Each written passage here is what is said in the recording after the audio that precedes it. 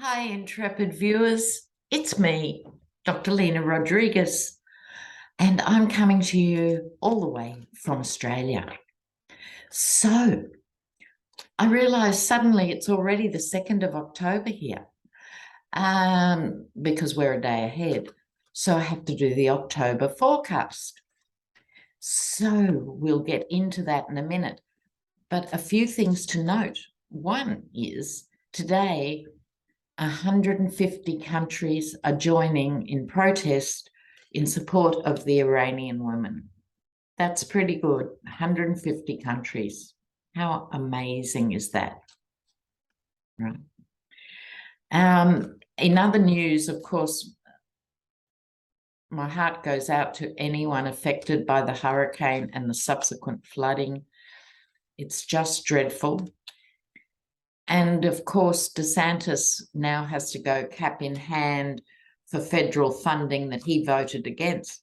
And I was just on Hogarth's program, and apparently some congressionals in Florida voted against Florida getting aid.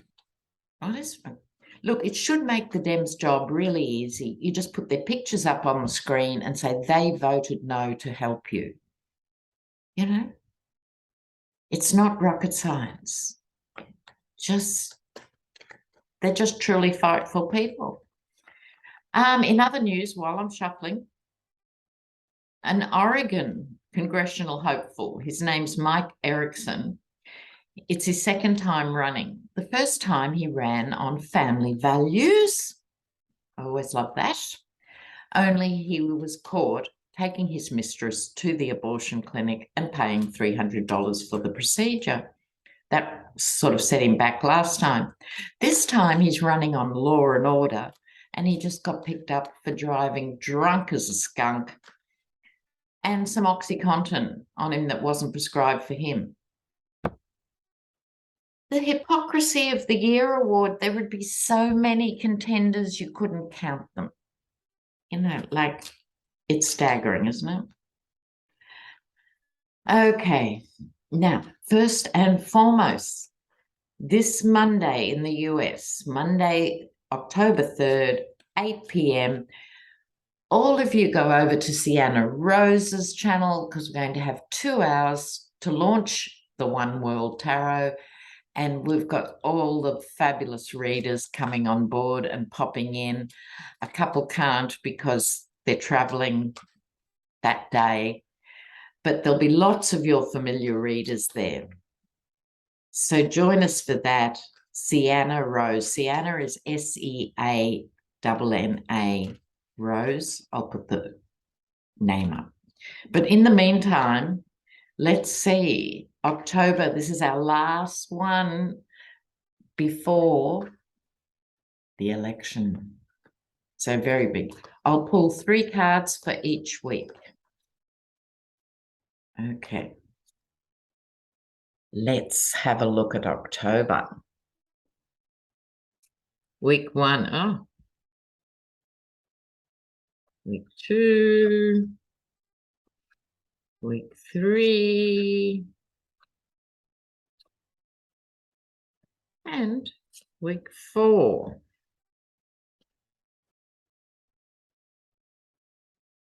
All right. Now, week 1, as we speak, this upcoming week. So, this 3 of Swords, whose heart is breaking, I think people have got compassion for those who are being literally displaced with these weather events. And because these flat earthers everywhere, not just America, keep refusing to admit there's such a thing as climate change, it doesn't get dealt with. It is only going to get worse. It's connect the dots. It's basic science. You remember science, right? That was before everyone was forced to live in a theocratic state, right? So people have got broken hearts because fundamentally we do care about each other on some level. if you absolutely didn't care, you wouldn't be heartbroken. So it's really important to remember that in a way with the Three of Swords. Now, apart from weather events, you've got more suspicious dealings with money. There's Three of Pentacles. It's, when it's positive, it's people working together. In the negative, it's still people working together over money, but not for the better of most people. So I think we're going to see and hear yet another financial scandal on board this first week. The Magician turns up, the ability to turn things around, to make things happen, to make the impossible possible. Which way is this Magician going to go? So basically, with the Magician, like all the major arcana cards, it has a base meaning and a more elevated meaning. So it can be anywhere on that spectrum. So I'm just going to pull a couple of clarifiers here with my little Italian oracle cards. Speaking of Italy, the new woman who will be sworn in very soon, she's female, and the party is called the Brotherhood of Italy, Fratelli Italia. Isn't that a clue for her? Brotherhood of Italy. Don't despair over Italy. It will swing back. And also to remember there had to be 3 parties joined together for them to get half the vote. Only 25% of Italians voted for this awful far-right party. But I digress. Let's focus now back to week 1 of October and the Magician. What's the Magician about?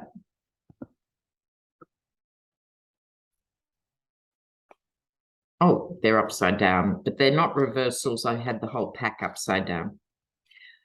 Ooh. Oh. I don't think it'll be a marvelous week for the Yeti. The Gran Signore and the thefts. And my vibe is that the Gran Signore ordered, and this is the thief in the night. And it's next door to that mysterious money card. Right, so I think we're going to hear more. The J6 committee is playing coy about when they'll actually have their next hearing. So I don't think it's that as such, but I think we're going to hear, in terms of investigative journalism, more about stolen money. It could also be stolen money in terms of money that is given for aid for hurricane relief being stolen. I would not be at all surprised if that was the case. In the second week, the Yeti comes into play again, right? He's weighing up his options. How much do I need, but how much can I get away with? What's my financial situation? He's used to being able to keep replacing money he loses. This is a man who, let's face it, has never made $1 in his life. He either gets loaned the money or he somehow, in dodgy ways, acquires the money, loses it, goes bankrupt, borrows more. That's his cycle. That's the Yeti cycle. But he's running out of piggy banks. So I think this will lead him to announce in week 2 a big campaign, give me money, give me money. We have here the Knight of Cups, and in this case, the false knight. So week 2, the Yeti, I think, will be trying to secure money under false pretenses. In the bigger picture of the country itself, I think this is cups of water. So this is false promises to people too. I suggest, oh, we'll have the power on by Friday, and they won't. We'll make sure no one is left stranded on the side of the road, and they will. It's, you know, that sort of thing. This is all coming back to the hurricane, right? And what we're seeing is that now, for the first time, we're going to be seeing Americans who are climate refugees, even if they don't see it in those terms. Okay.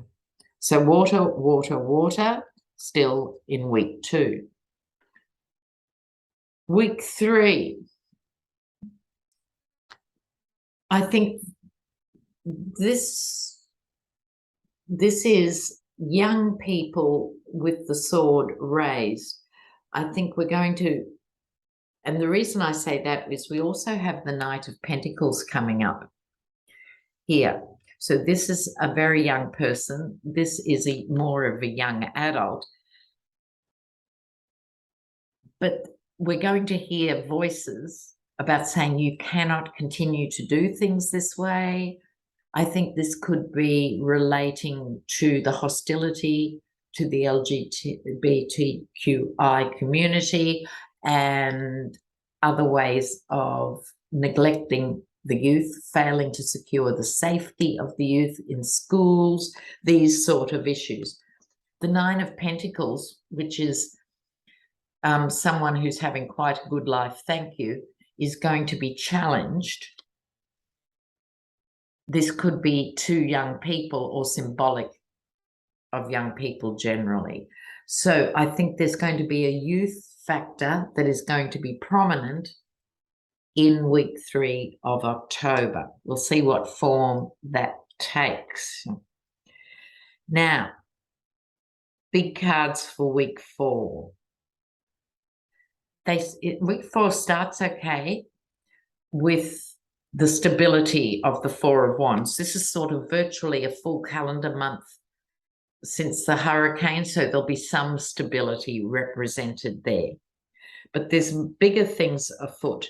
Wheel of Fortune, which is saying this is the karmic destiny of what is going on. It's a wake-up call. This is the power creatures reading the Akashic record. It's really, really important for Americans to embrace the idea that you're going through a very painful Pluto return, last seen 240 odd years ago, when America was formed, on the basis of separation of church and state, lest we forget. Right, it's returning to that. So I think there's going to be a real pushback in terms of this drift to the right and this drift to only church schools and church education. It's so backward. It is so backward. And so this is a time to revisit this at the end of October, just before the elections. There will be something huge, significant, something that is either historical that comes back again or something that will create history in week 4. It's a pretty big statement, Lena. And things are moving on really rapidly from that point towards the midterms. Okay, it's going to be a very dynamic month, very dynamic month. But I think just before I go, because I do have to admit, intrepid viewers, my dearest possums, I am a sports pig, and we have our rugby league grand finals starting a couple of hours from now. And in Australia, we play rugby union and rugby league. Gridiron came from rugby union. Most Americans forget that and they think you invented it. No, you didn't, love. Sorry. No. Wrong. It comes from rugby union. The difference is here in Australia, our men's team and our women's team now, we've got high-grade women athletes, and none of them wear padding, none of them wear helmets, right? So it makes for an interesting game. But first of all, I'm going to look at, I don't want to leave you. Now, let's just talk for a minute. Judge Amy Berman, she sentenced Kyle Young, who attacked the officer, Michael Fanone, to 7 years. We knew that. Next week, Stuart Rhodes' trial starts. Right, there was something about, Roger Stone. Yeah, the videos have come out with him going shoot to kill. Actual video footage of him saying that. And so I'm interested how that video footage is going to impact Stuart Rhodes' trial for sedition. It's very rarely used. It's a very big deal. I'll just remind you, Stuart Rhodes is the guy who lost an eye because he shot himself in the head while teaching gun safety. Yes, it's true. Oh, my word. A lot of you asked, was Russia behind the gas explosions? Yes, they were.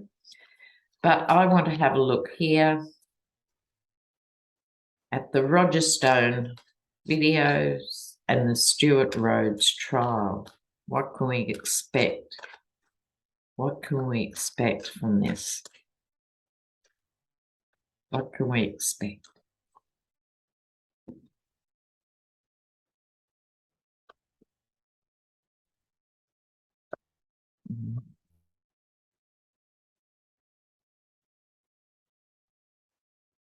Well, the sun will shine on this case. This is all about the stolen election, like the cards speak, don't they? The stolen election. The motley crew that assembled, which was sort of guys who've spent the last 15 years in their shed polishing their guns, meets middle of the road people, you know, small business owners and stuff, the coming together of everyone who were ecstatic about this because it meant that could lead them and justify in their own fettered brains the J6 insurrection. This is them being really happy about that. Roger Stone had to be speaking to someone. And so who was he speaking to? The Two of Cups. He was speaking to people's emotions. So they've already, I think, got his metadata as well as this video, but it's pulling on the emotional heartstrings. You are the ones to save America. Now back to Stuart Rhodes. He's an interesting character. He's actually super smart in the sense of book smart. Whereas, you know, so many of the MAGA files are as dumb as two short planks, but others aren't, and he isn't. So he's evaluating his own situation here. We just had this card in another context. He realizes, because I think he's actually got a law degree, or at least he went to law school for a while, he's going to be found out. So I'm going to do another couple of clarifiers on this too, just because I want to. The sun's shining on this case from the point of view, not Stuart Rhodes' point of view, that's for sure, point of view of the country. So this is important because it's the first one to use the term seditious conspiracy. And so far he's been Mr. Tough Guy. But let's look. Can we have some clarifiers on the sun, please? Clarifiers on the sun.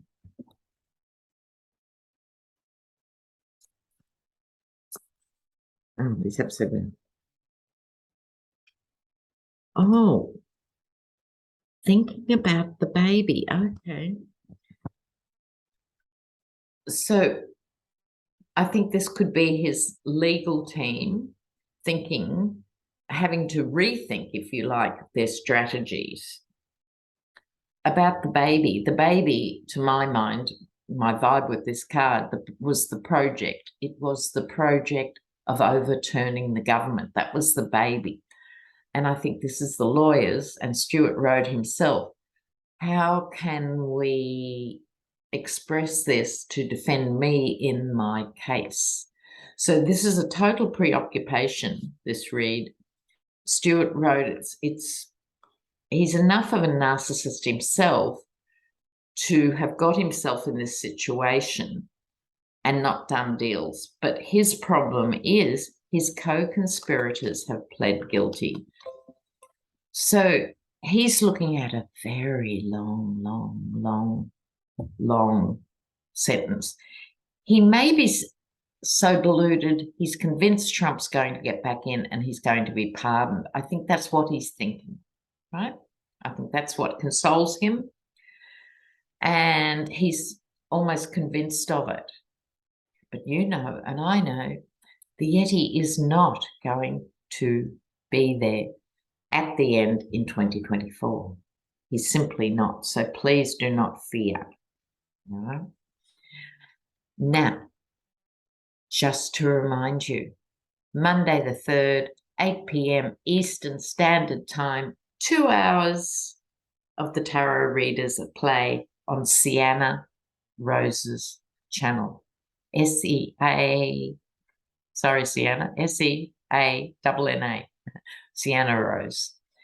So I'll see you all there, and thanks for jumping in here. Keep those comments rolling. Ciao.